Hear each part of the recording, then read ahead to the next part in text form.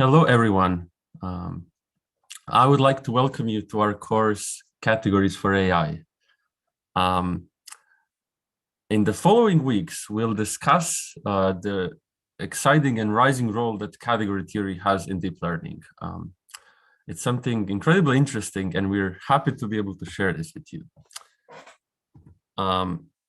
My name is Bruno Gavranović. I'm a PhD student at the University of Strathclyde, and I'm bringing this course to you together with the rest of the organizing team, Andrew, Joao, Pim, and Petar. We are all in some way affiliated with deep learning, category theory, or both, and interested in talking about technologies that will benefit us all and we'll all want to use. So the first question we want to answer is, why categories for AI? The reason is simple. We believe in a future where all deep learning experts will use some aspects of category theory in their work. Now, deep learning is a new field. And as it's often the case with new scientific fields, they start in an ad hoc manner. And then later, these fields are understood differently than they were by their early practitioners. So for example, in taxonomy, people have been grouping plants and animals for thousands of years, but the way we understood what we were doing changed a lot in light of evolution and molecular biology.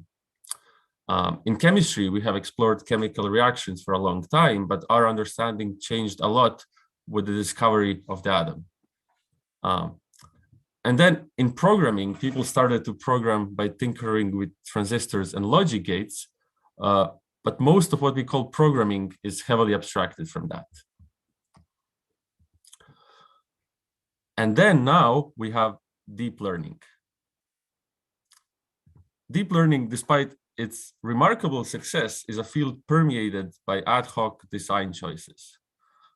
So as we all know, neural network architectures have all these knobs and tweaks that we can't formally justify just yet. We keep being surprised by new architectures such as GPT-3 or stable diffusion. And there is no unifying framework for deep learning. There is no unifying framework that would explain the probabilistic perspective, the neuroscience perspective, and merely just the gradient-based iterative updating perspective. In fact, in the future, we might look at deep learning very differently. And our claim is that category theory will become the unifying deep learning framework. As a matter of fact, it might become a general theory of neural network architectures, and as such, an essential tool for deep learning practitioners.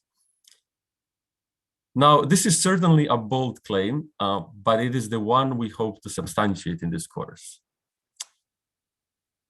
So what is category theory? If I had to describe category theory in one sentence, it would be this one. Category theory takes a bird's eye view of mathematics. From high in the sky, details become invisible, but we can spot patterns that were impossible to detect from ground level.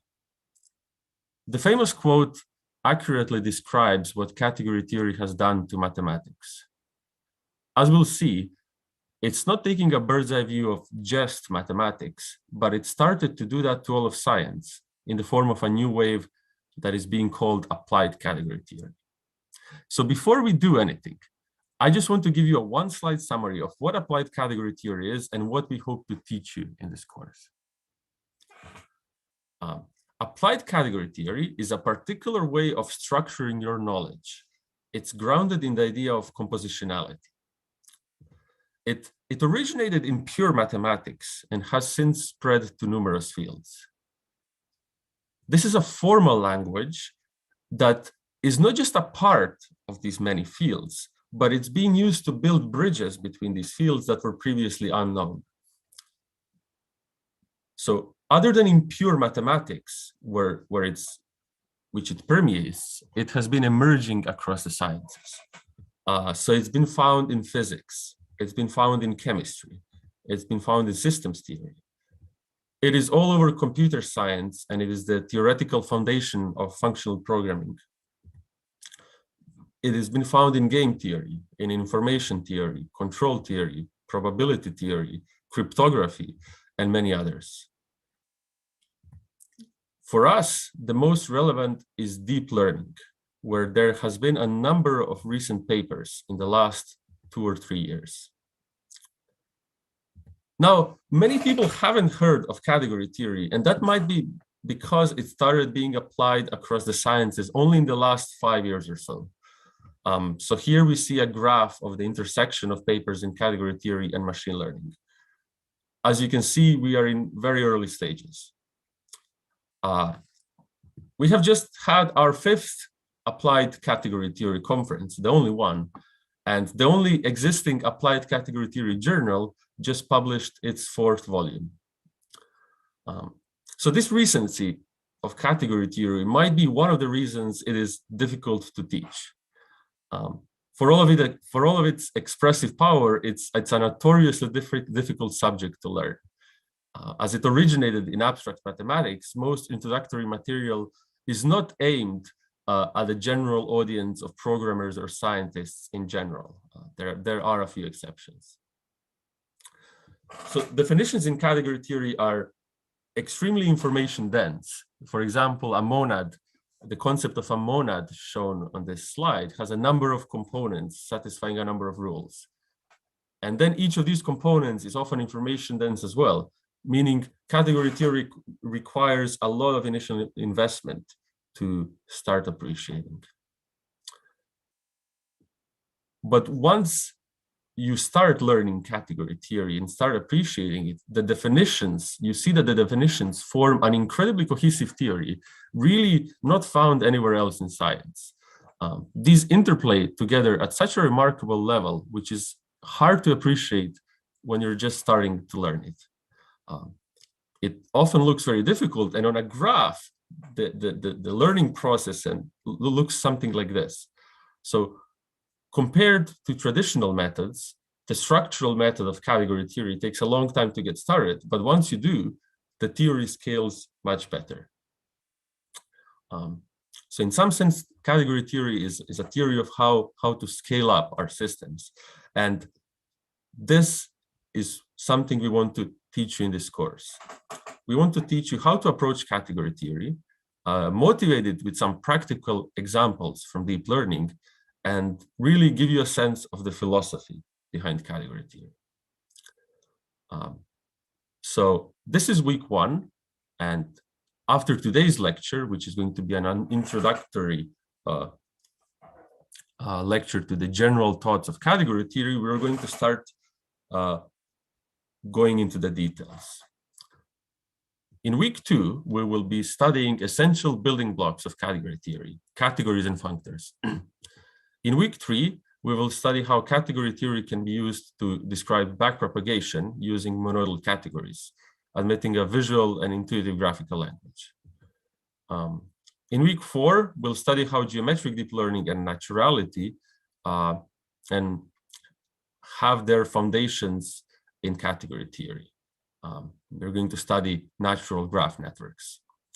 And lastly, in week 4, we will see how monoids, monads, and various algebraic structures can be connected to recurrent neural networks and LSTMs.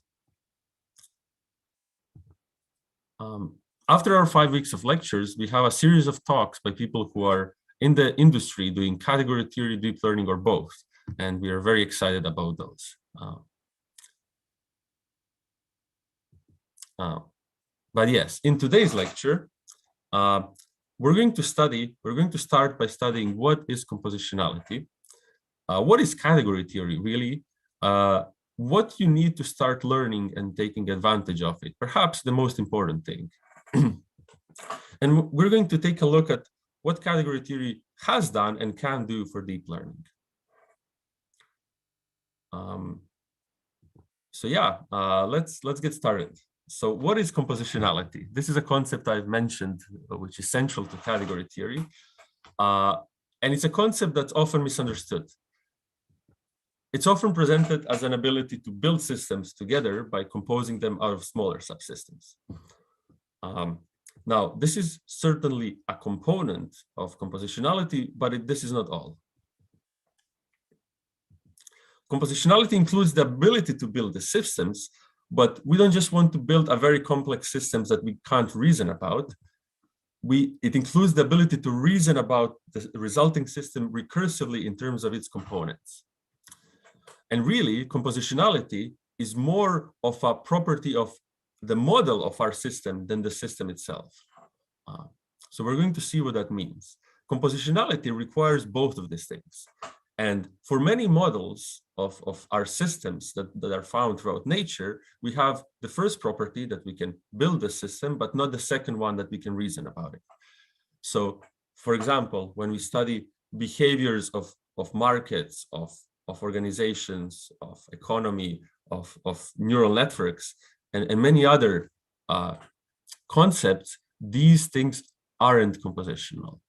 Now, what does that mean?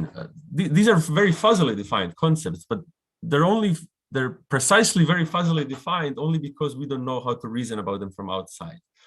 We don't know what are the fundamental building blocks, and we don't know how to reason about the behavior of, say, the global economy by studying behavior of economies of individual countries. There's many emergent effects that are happening and that are hard to track. On the other hand, there are many systems, many models of systems that have both 1 and 2. For instance, and these are often very simple systems. We think of them as simple because we understand them. So for example, if we have 2 differentiable functions, we can put them together and get a composite differentiable functions by using the chain rule. If we have a compiler from a language A to language B and a compiler from language B to language C, we get a joint compiler that compiles all the way through. We can compose various things like Markov kernels, we can compose merely polynomials and so on. And there's many kinds of systems. Now, this slide, if you're seeing this might ring some alarm bells. It might seem like I've said something inconsistent here. It might seem like we are saying this.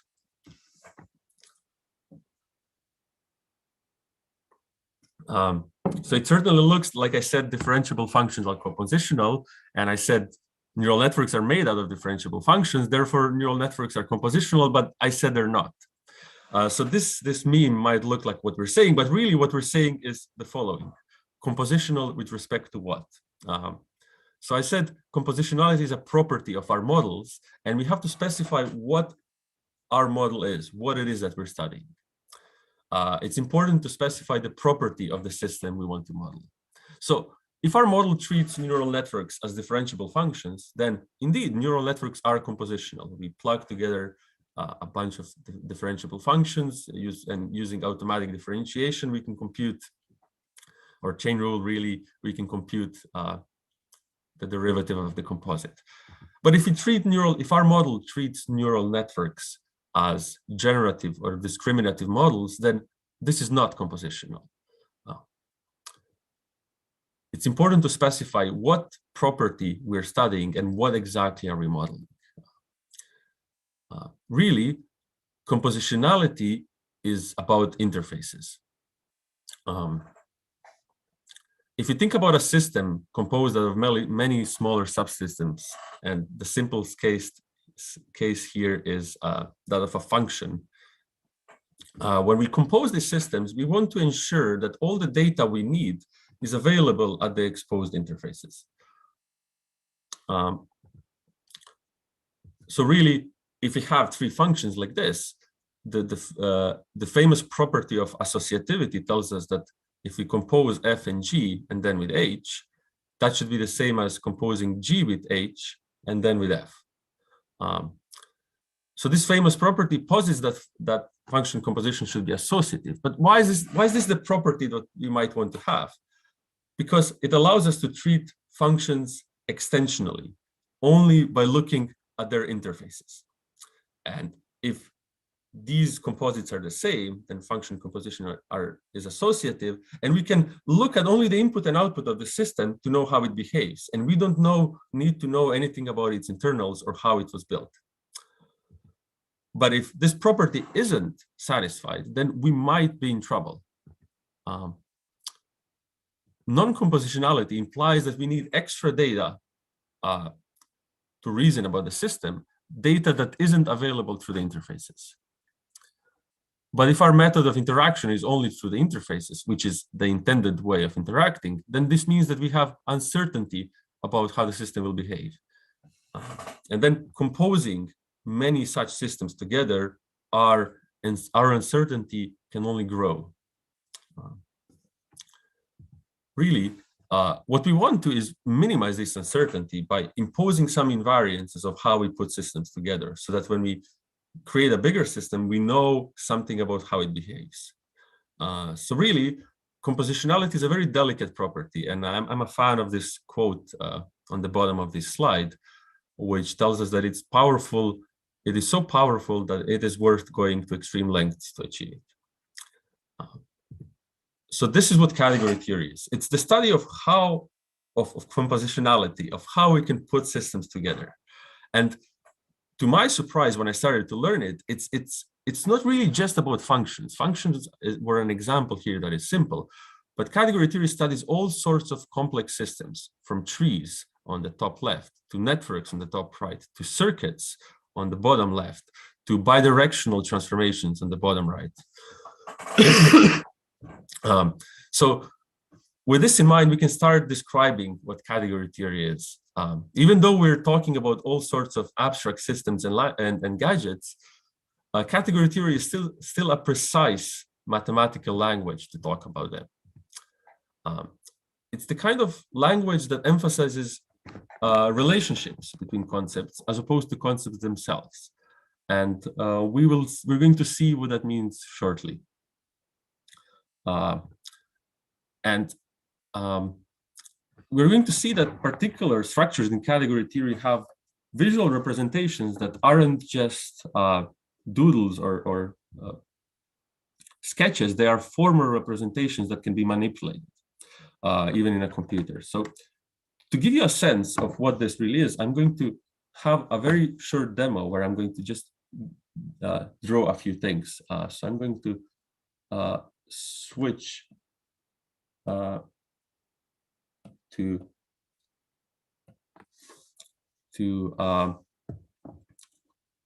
my iPad and just give you a sense of how these things work. So I said category theory. So I said category theory is a unifying language for mathematics, and to appreciate what this means, we can perhaps focus on some subfield of mathematics, like say group theory. So we might want to, in group theory, we might want to study a particular group, and a central concept in group theory is that of a group homomorphism. If we have two groups, we can have a structure preserving mapping between them, and then we can have many mappings, and they can go between groups themselves and so on. And there could be many groups that we want to study. Maybe some of them are not connected and so on.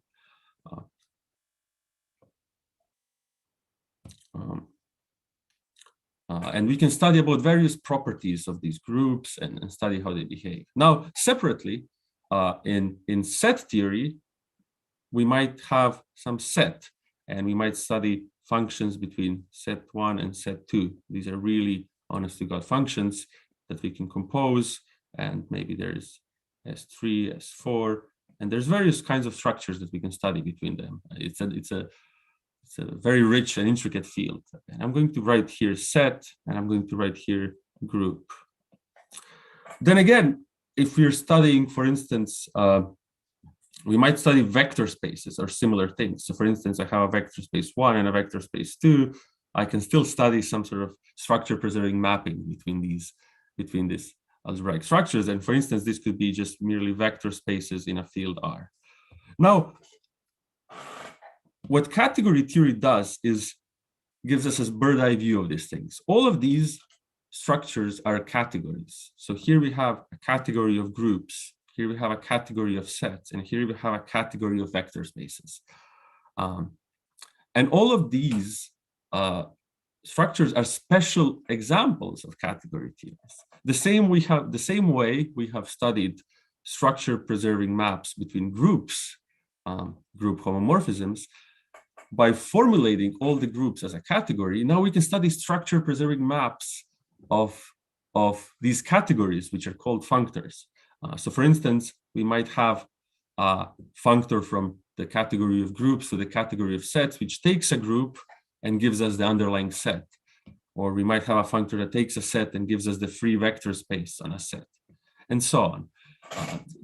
The idea being that once we have lifted ourselves to this abstract level, a lot of new things open up to us. So what we end up studying is a lot of interesting things, like the category of let's call them systems with a particular interface, input and output. And we can have a system with internal state S1 and S2, and we can say the ways these are related. And then we can study categories of systems with a different interface and map between them, and so on. And these systems can be actual processes, computations that do something very interesting, that isn't just sort of what you might think of as strictly mathematical. And lastly, we might study categories. These categories might have a lot of interesting structure. For example, I've drawn here a monoidal category where we can sort of put two objects in parallel as opposed to just composing maps sequentially. And then in category theory, where it turns out that these monoidal categories, that's what they're called, where we can put things in parallel, have a formal visual representation. So the story is a bit more intricate, but you can think of it as taking this category and mapping it into a visual space where each morphism has a specific shape, and you can draw it as boxes. So now these boxes aren't just sketches and doodles, but they are formal mathematical objects.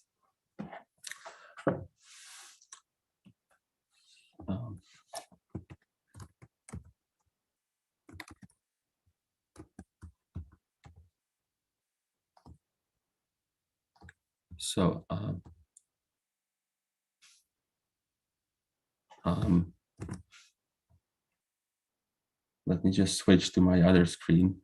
Right, so this was merely aimed to paint a picture of how these things look. And finishing with the monoidal categories in this demo, these allow us to have a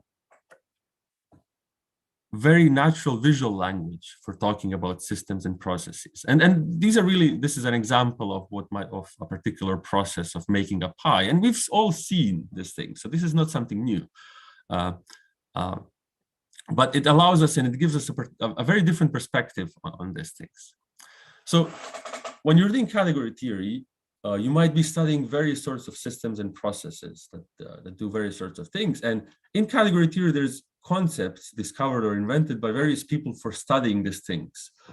So if we're studying resources or processes in this way, we might use monoidal categories.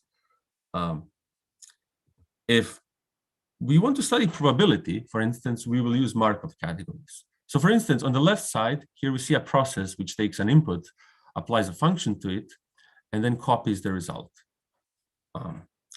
On the right, we first copy the result and then apply f individually on inputs. Now, if f is merely a function, then these two processes are equal. And in many other cases, they're equal, but not all of them. If f is a stochastic function, then these are not equal, because rolling a dice and then copying the result doesn't give us the same result as rolling two dice. So Markov categories allow us to describe such processes at the needed level of generality. Then we might, if you want to study how local systems, how behavior of local systems gives rise to the behavior of a global system, we might want to use sheaves. Then again, if we want to study bidirectional transformations, such as updating, extracting a row from a database, then updating back, so forward and backward, or if you want to study neural networks with a forward pass and a backward pass, we might want to use optics and lenses, which are bidirectional data structures.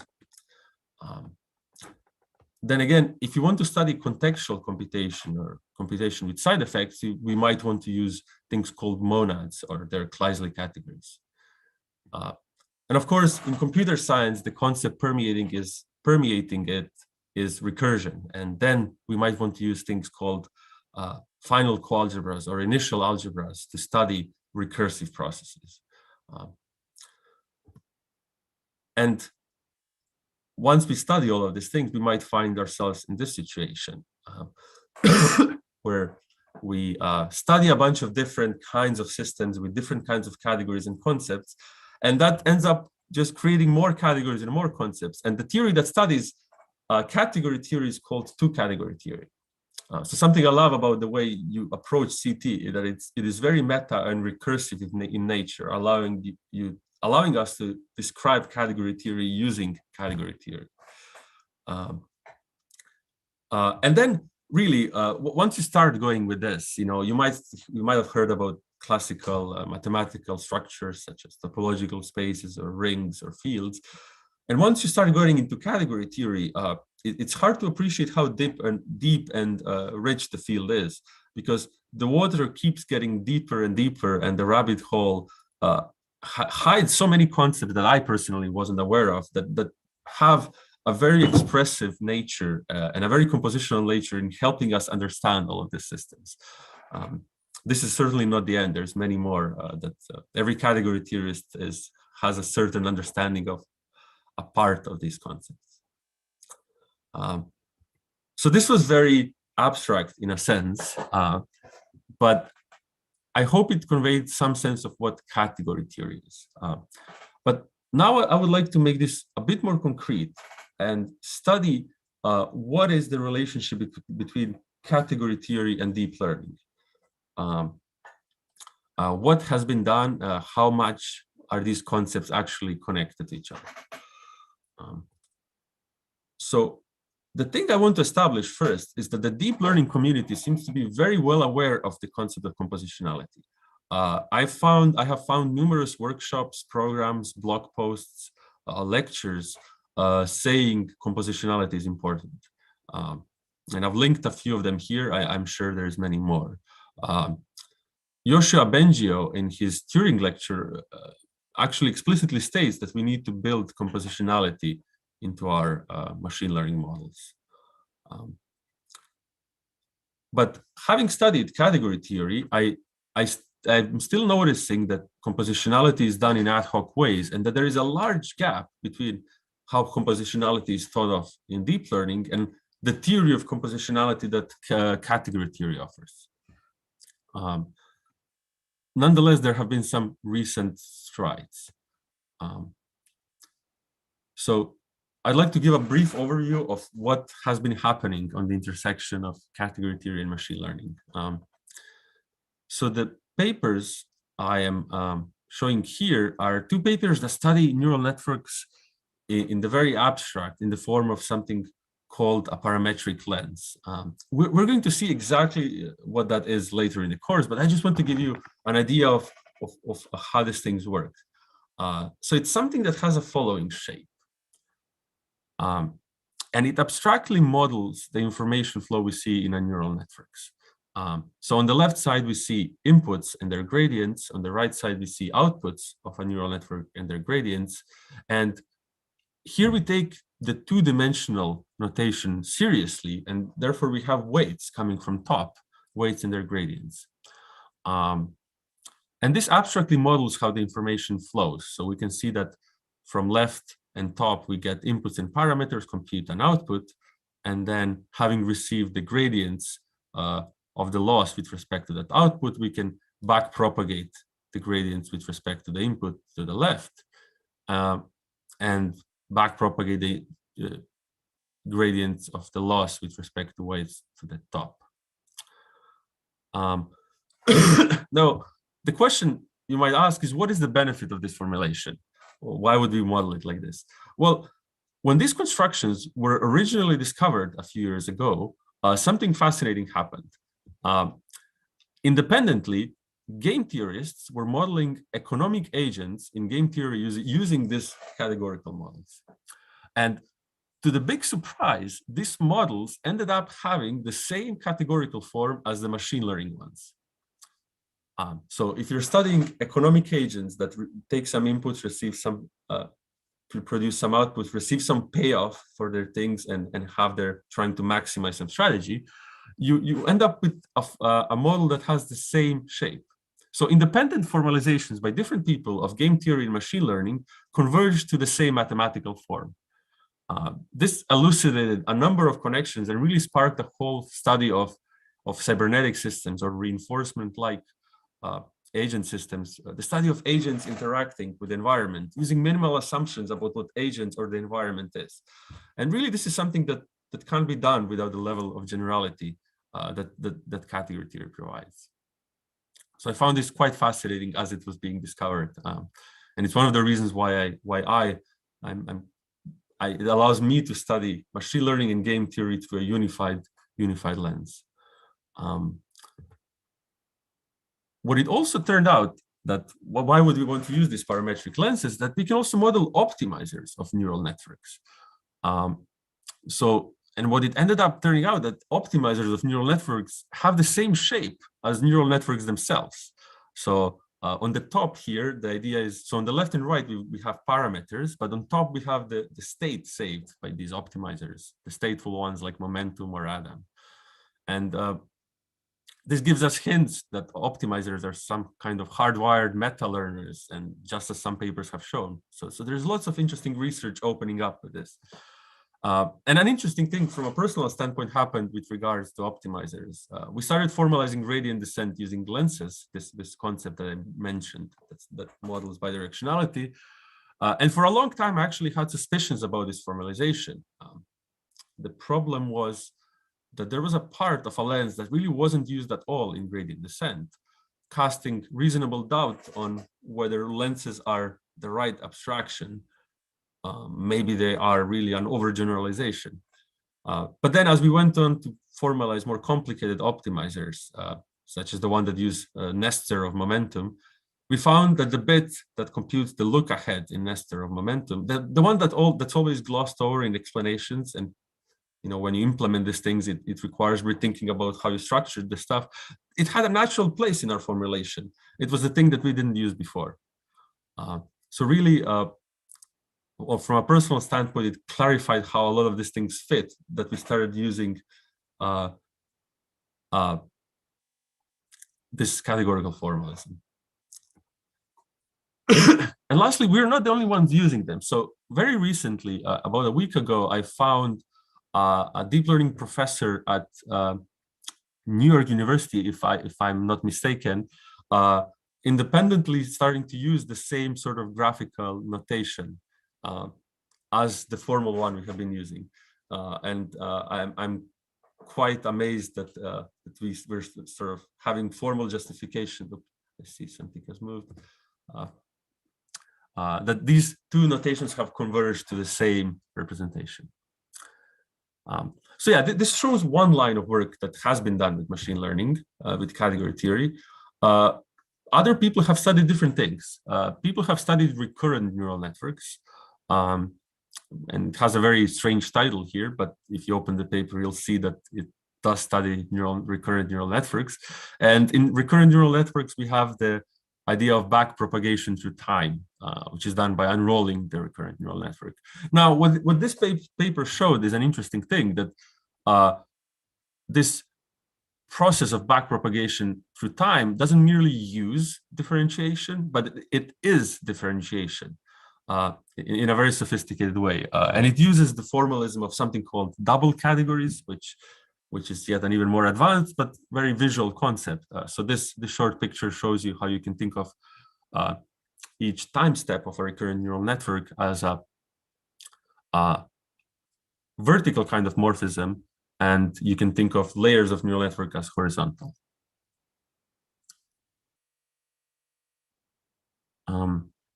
And then Petar and Andrew, who are co-organizers of this course, have done a lot of work on geometric deep learning and graph neural networks.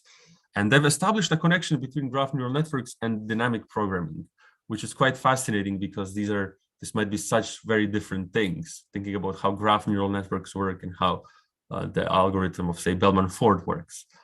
Yet again, using the abstractions of category theory, we can say something more precise about this. and generally about in generally about all of these neural networks. This is some of the stuff that has been done. But really, there is so much more work to be done and so many more things to explore. I've just given you a glimpse of some of the interesting things, but really, transformers have been studied to some small degree, but there's so much work really to do on them through category theory. Geometric deep learning is being studied now actually through category theory, but then again, this is such a vast field. And the same holds for generative adversarial networks, autoregressive models, NLP. These are all things, all fields which could benefit from having more eyes apply categorical methods. I think we're at a point where there's so much ideas and thoughts, and we're trying to scale up this processes of studying things categorically. And the only thing we're lacking is researchers and people knowing about this. So this brings us towards the end of today's lecture. We have seen how ACT is a rising field, how we can study a number of different scientific fields and really a number of subfields of machine learning through the same lens. It is based upon compositionality, and we've seen how it gives us this uniform description of processes and concepts. Now, in this lecture, I didn't really go into any of the details. And as I've said, this is contrary to how category theory is usually defined and introduced. It is very verbose and mathematical, but once we start going into it, it becomes very hard to gain the intuitions. So what we're trying to aim for in this course is to start slow and to motivate these examples. So if you want to learn more about how all of these concepts and systems can be thought of in this uniform way, we invite you to check out this week's lecture, well, next week's lectures, and to gain a really more precise and concrete understanding of the things I've been saying about here. And really, to end with this, it's something that we want to communicate, that really applying this category theory to deep learning is one part of what category theory does. But once you start thinking about this through the categorical lens, all things start looking like category theory. So this is something we hope to communicate. I've put up a number of references and reading lists here for people to, these slides are going to be put up online, so you'll be able to click on them and have a look at some of the interesting conceptual things. Some of these are books, some of these are lectures that might be beneficial in getting a sense of how this works. But yeah, for now, this is the point where I will end. And I would like to invite you. So we've had a lot of problems actually with the Google groups and people signing up. If you still want to sign up, please do, because we have opened the Zoom link of this lecture to everyone, because not many people, as I said, could join.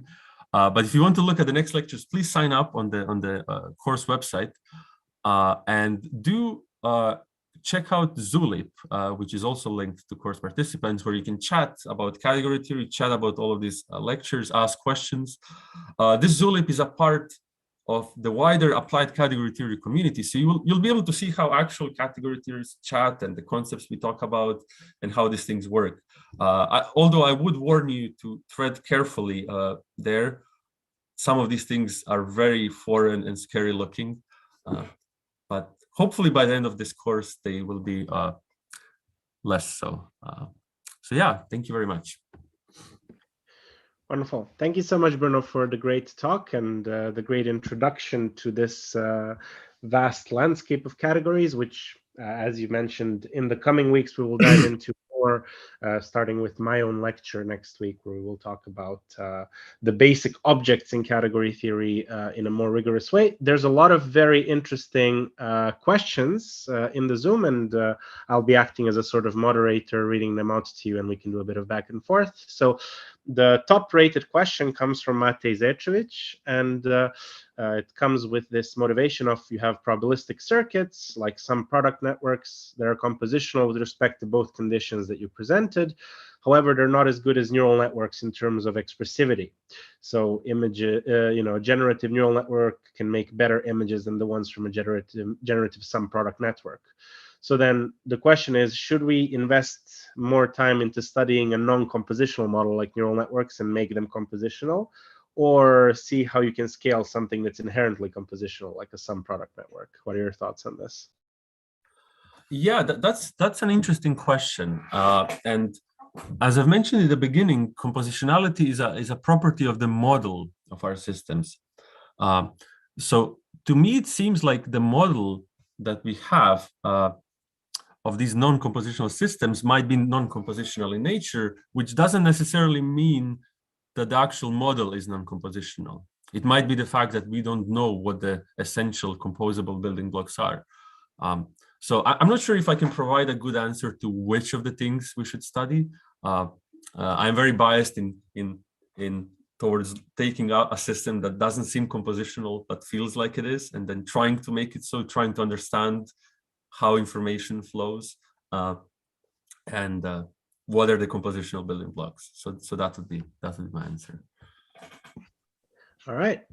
The second question comes from Siavash, and it's a very quick one. So what, if anything, is the difference between compositionality versus composability? Yeah, so these are, this might be a very loosely defined term, sometimes composability, for instance. Some people use composability to mean literally that we can plug together systems, processes, functions. But then when we plug these things, composable things together, people don't often mean that we can study the behavior of the composite in terms of the smaller constituents.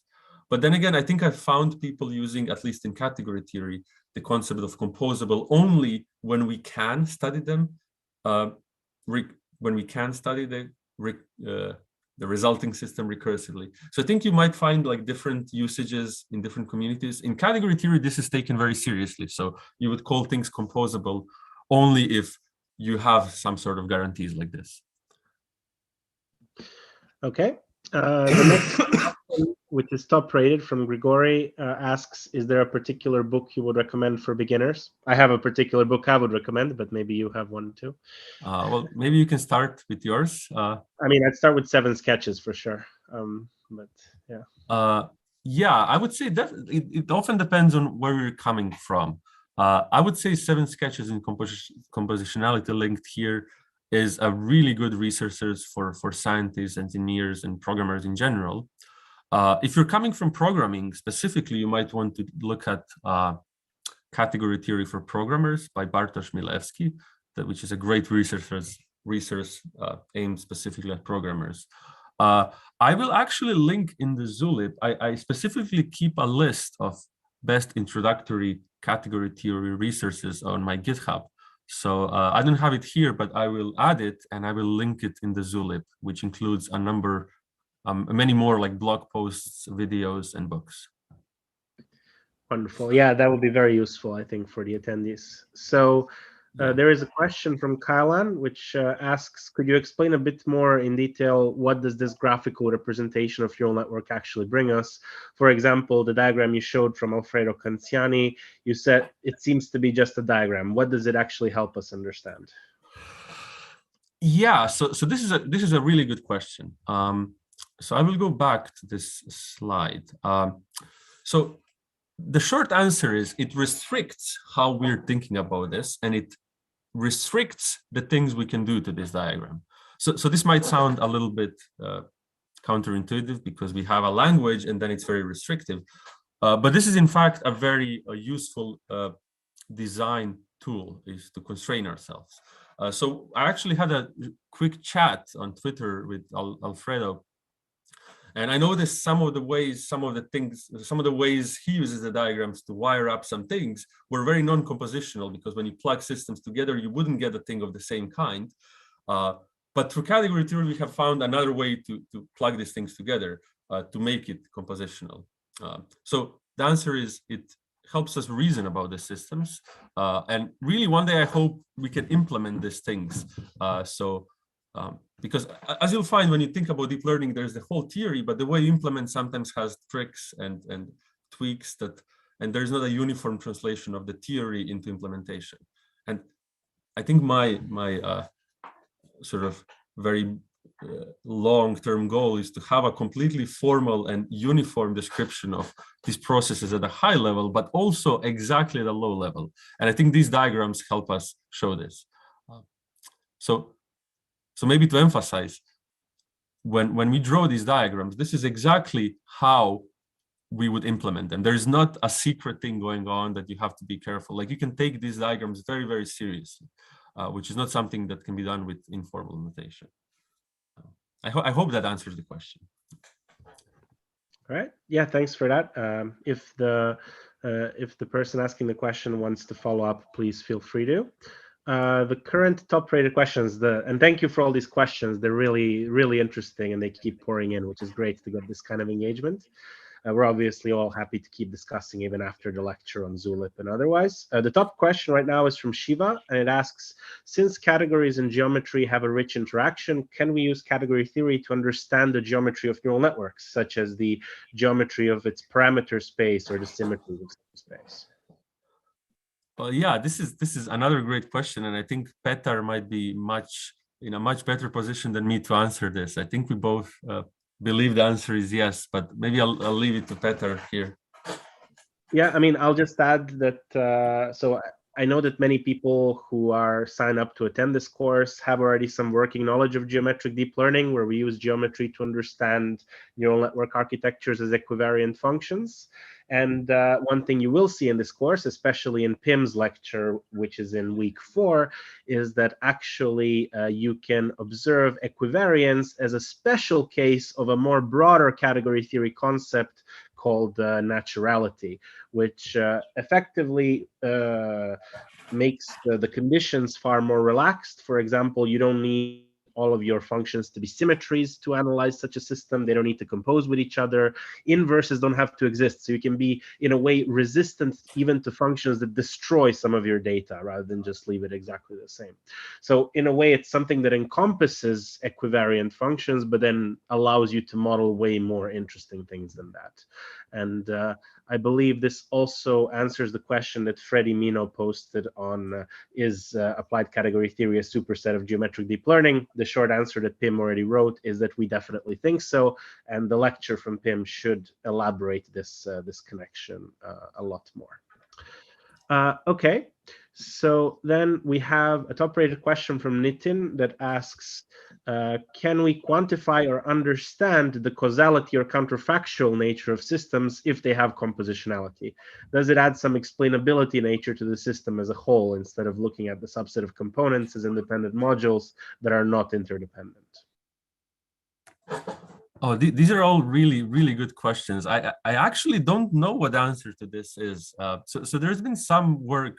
Well, there's been a number of papers studying category theory and causality, but I'm actually not sure what is the state of the art with regards to counterfactual reasoning. There is certainly lots of papers doing this, but I'm afraid I can't give a good answer to this. We certainly hope so that something comes out, but it's not something that I think we can substantiate just yet.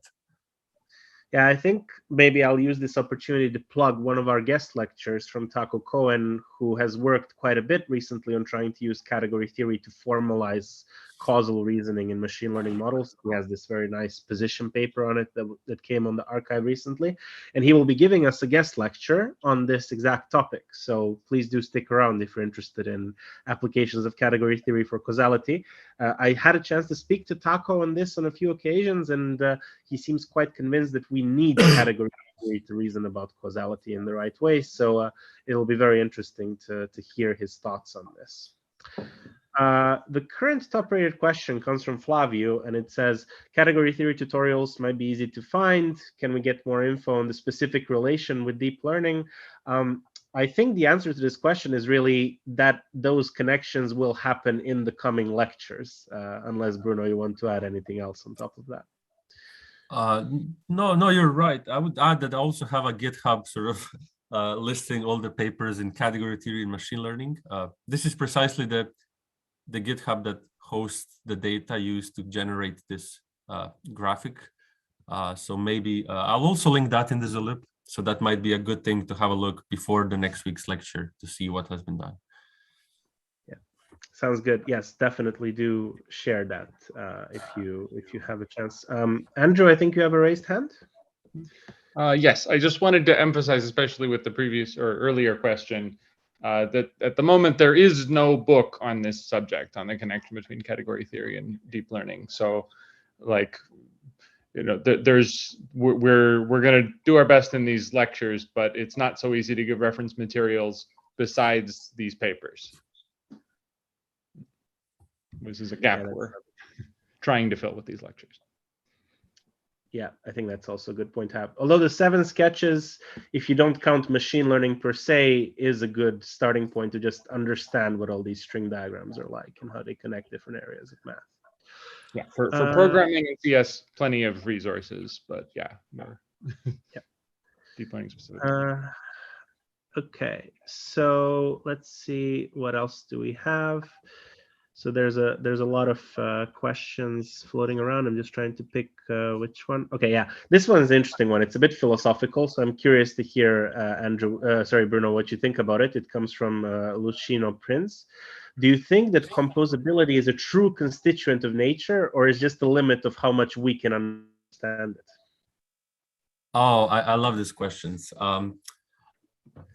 I wish I could provide a really coherent answer to this. Certainly, it seems like everywhere we look, things are compositional. But this might be like the story of trying to find your car keys under the lamp post because that's where the light is. We're certainly not doing compositionality.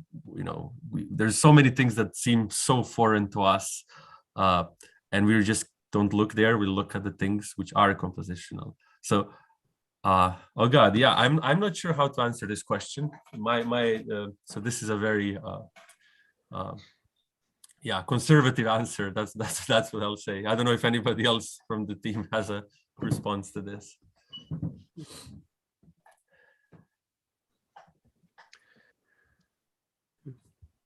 I think the question caught me a bit off guard. I'll have to think about it a bit more. But yeah, Pim, Andrew, do you guys have some thought on this question on your side?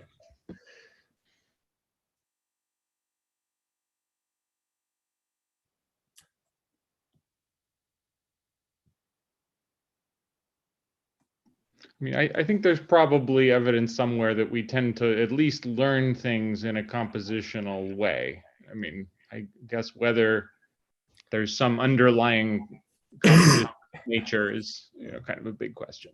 But it's surely a very nice way to organize existing information. Let's say, like if you think about it in a kind of compositional manner, that just allows you to reason about it a lot more easily.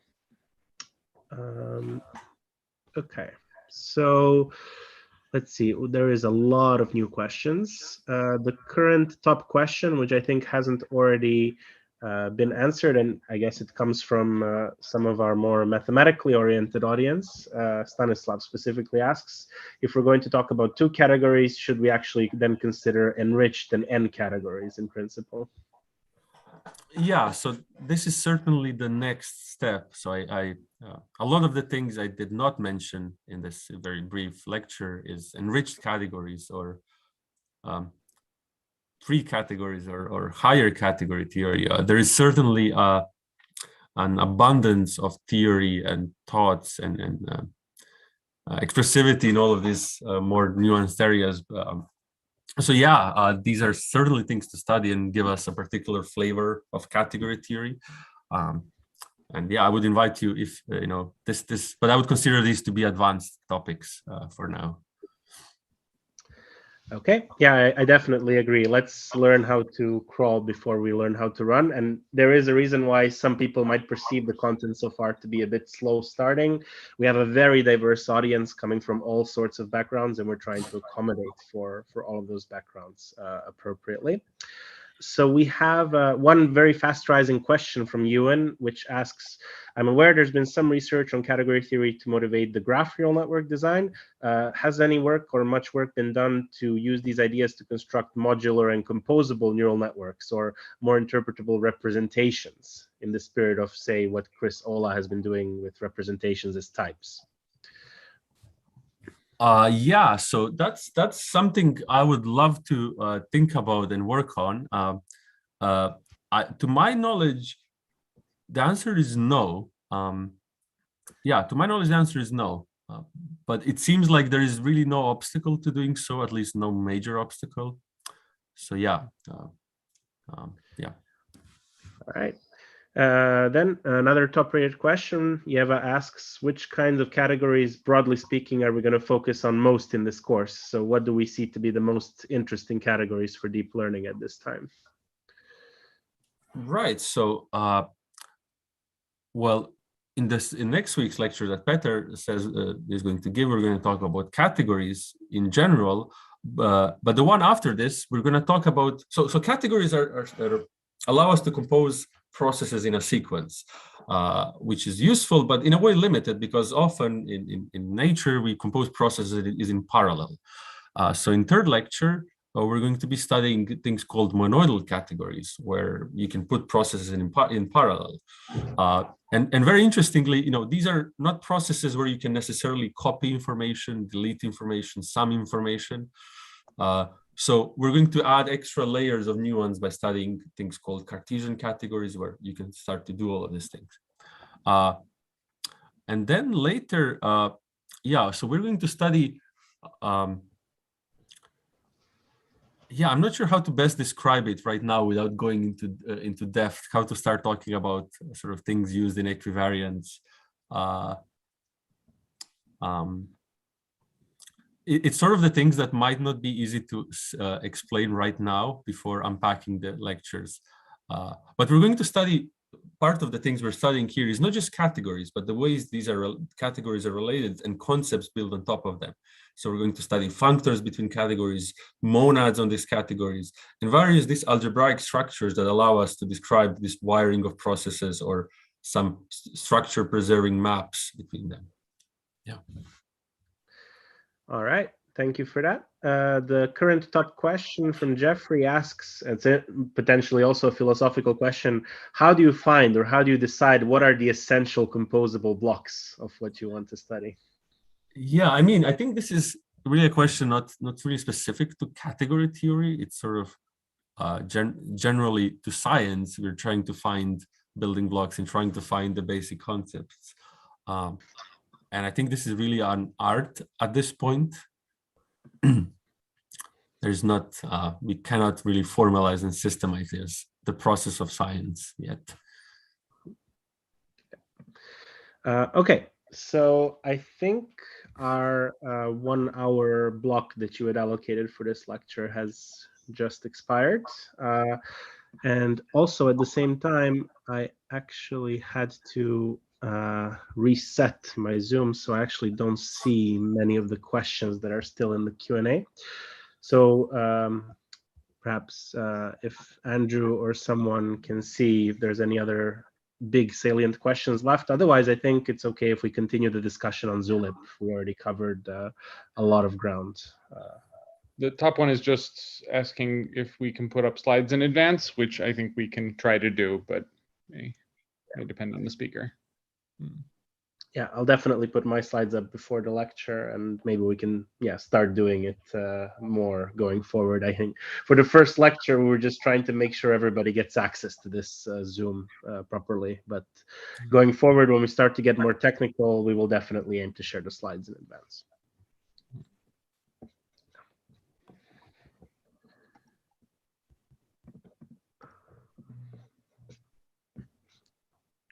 Okay, yeah, so I think we will leave it at that. Thank you so much for coming to our first lecture, and we hope you enjoyed. Bruno, thank you so much also for delivering a great motivational entrance to everything that will come next.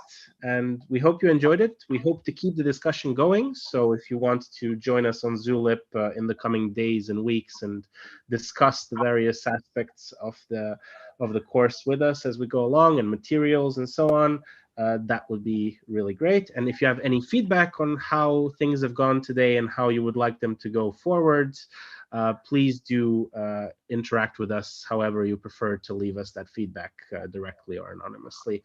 We very much welcome any comments you have. It's a course we're actively building together with all of you. So on that note, let's thank Bruno one more time. And yeah, hope you enjoyed and hope you'll have a great rest of your week. I will see you in a week's time for a discussion of fundamentals of category theory.